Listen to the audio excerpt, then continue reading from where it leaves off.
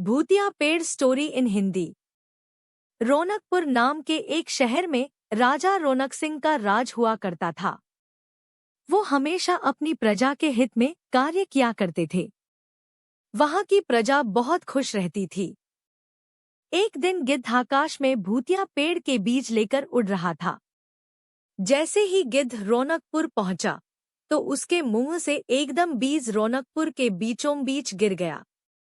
बीज भूतिया था, इसलिए अगले ही दिन वो पौधा बन गया। वहां के स्थानीय निवासियों ने जब पौधे को देखा तो हैरान रह गए, क्योंकि पौधे का रंग काला था।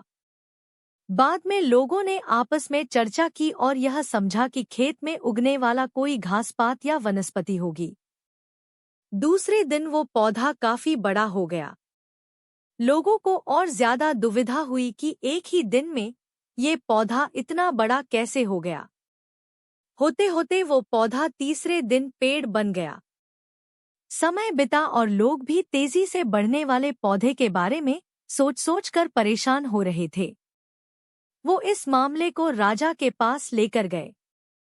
ऐसे जादुई पौधे का पता चलते ही राजा तुरंत उस जगह पर पहुंच गए।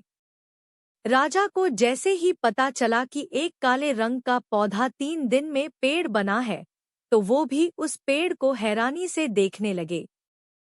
राजा उस पेड़ के पास चौथे दिन पहुंचे थे और तब तक पेड़ और बड़ा हो चुका था। वो इतनी तेजी से फैला था कि किसी को यकीन ही नहीं हो रहा था। राजा समझ गए थे कि का रंग काला है, इसमें जरूर कुछ जादूटोना होगा। इसी सोच के साथ राजा ने घोषणा कर दी कि जो भी इस पेड़ को खत्म करेगा, उसे वो इनाम के तौर पर 1000 सोने के सिक्के देंगे। यही नहीं, राजा ने यहाँ तक कहा कि पेड़ को खत्म करने वाला व्यक्ति मेरी मृत्यु के बाद मेरी राजगद्दी पाने का हकदार भी बनेगा। इतनी बड़ी घोषणा सुनने के बाद हर कोई पेड़ खत्म करने के लिए अपना दिमाग लगाने लगा। राजा के सारे चतुर मंत्रियों ने भी तरकीब लगाई, लेकिन पेड़ को कोई भी नष्ट नहीं कर पाया। किसी ने पेड़ के आसपास आग लगवाई तो एक मंत्री ने उस भूतिया पेड़ को हाथियों तक से खिंचवाया, लेकिन पेड़ को कुछ भी न हुआ। अब लोगों के मन में डर बैठ गया और उन्हें लगा कि पक्का यह ऐसा वैसा नहीं, बल्कि भूतिया पेड़ है। तभी उस गांव के एक समझदार व्यक्ति को राजा की घोषणा का पता लगा। जानकारी मिलते ही वह अपने गुरु के पास भूतिया पेड़ से जुड़े रहस्य को जानने के लिए पहुंच गया।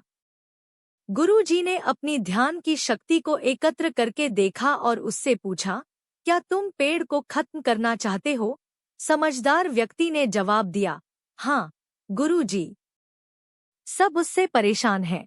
गुरुजी ने बताया कि उसे खत्म करने का एक ही तरीका है। इसके लिए तुम्हें उस पेड़ के आसपास नमक डालना होगा। इस तरकीब के बारे में जानते ही वो व्यक्ति तेजी से राजा के पास गया और कहा कि इस पेड़ के आसपास आपको नमक डलवाना होगा। ऐसा करने पर ही यह पेड़ खत्म होगा। राजा ने अपने सैनिकों को ठीक ऐसा ही करने को कहा। सैनिकों ने मिलकर पेड़ के चारों ओर खूब सारा नमक डाल दिया। नमक डालने के एक दिन बाद ही पेड़ का आकार कुछ कम हुआ। होते होते 5वें दिन तक पेड़ एकदम छोटा हो गया। उसके बाद गलकर वो गायब ही हो गया। उस व्यक्ति की तरकीब काम कर गई और राजा ने खुश होकर उसे इनाम की 1000 सोने की मोहर पहले दी। उसके बाद एक पत्र दिया, जिसमें लिखा था कि वो राजा के मरने के बाद उनकी गद्दी को संभालेगा। वो समझदार व्यक्ति खुश होकर अपने घर चला गया। कहानी से सीख, ऐसी कोई मुसीबत नहीं होती जिसका समाधान न किया जा सके। जरूरत है तो बस धैर्य और समझदारी की।